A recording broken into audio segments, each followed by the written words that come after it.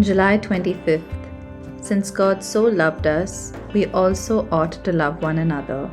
No one has ever seen God, but if we love one another, God lives in us and His love is made complete in us. 1 John 4:11-12. John, the Apostle of Love, continues to exhort us to love one another, and the foundation of this command is always the love that God has shown us. These verses are preceded by two significant proclamations of God's love.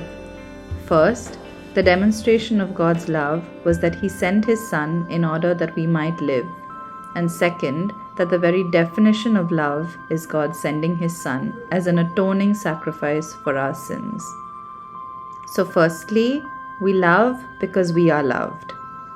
As Matthew Henry writes, divine love to the brethren should constrain ours.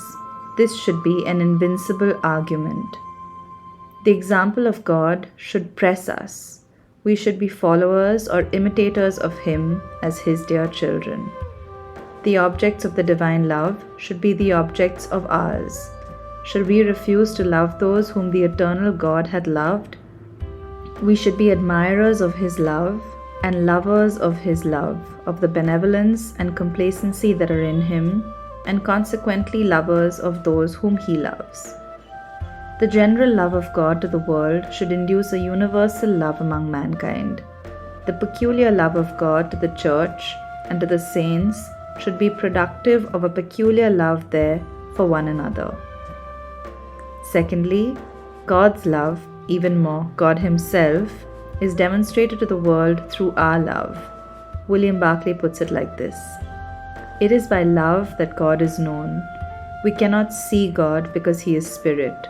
What we can see is His effect. We cannot see the wind, but we can see what it can do. We cannot see electricity, but we can see the effect it produces. The effect of God is love. It is when God comes into a man that he is clothed with the love of God and the love of men. God is known by His effect on that man. It has been said, a saint is a man in whom Christ lives again, and the best demonstration of God comes not from argument, but from a life of love. Today's prayer. Father in heaven, thank You for Your incredible and amazing love for me. Help me to reflect and reveal You by loving others.